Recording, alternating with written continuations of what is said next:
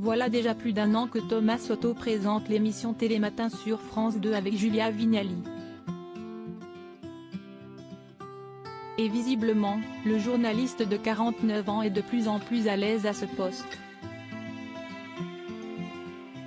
Si est en tout cas ce que laisse penser une séquence du programme diffusé ce jeudi 8 décembre. Alors que sa collègue annonçait aux téléspectateurs que la chanteuse Juliette Armanet était l'invitée du jour, il s'est mis à se déhancher sur le plateau.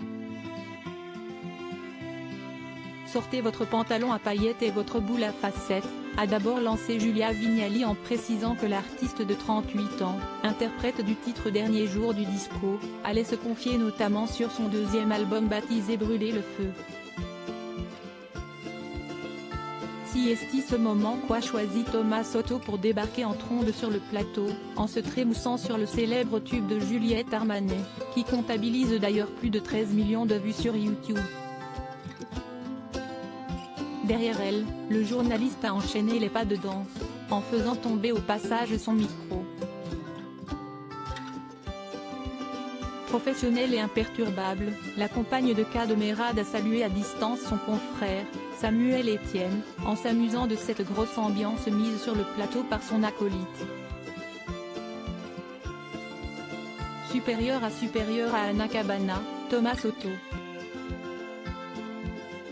Ces journalistes tombés sous le charme d'une personnalité politique. Un journaliste pour le moins matinal dit à Thomas de ne pas se blesser, a lâché le présentateur du 6h00 Info, prévoyant. En regardant Thomas Soto, pas du tout intéressé par ce qu'elle raconte, Julia Vignali s'est plainte avec humour de son comportement. Oh. Il a fait tout tomber.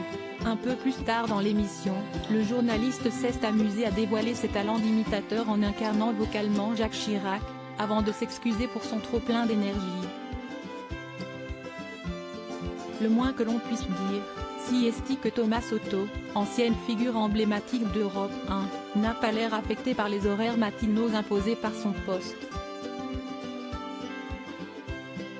En revanche, sa consoeur a reconnu, le 29 août dernier lors de la rentrée de Télématin, que le réveil est parfois un peu compliqué, notamment après une période de vacances où le rythme est bien plus détendu.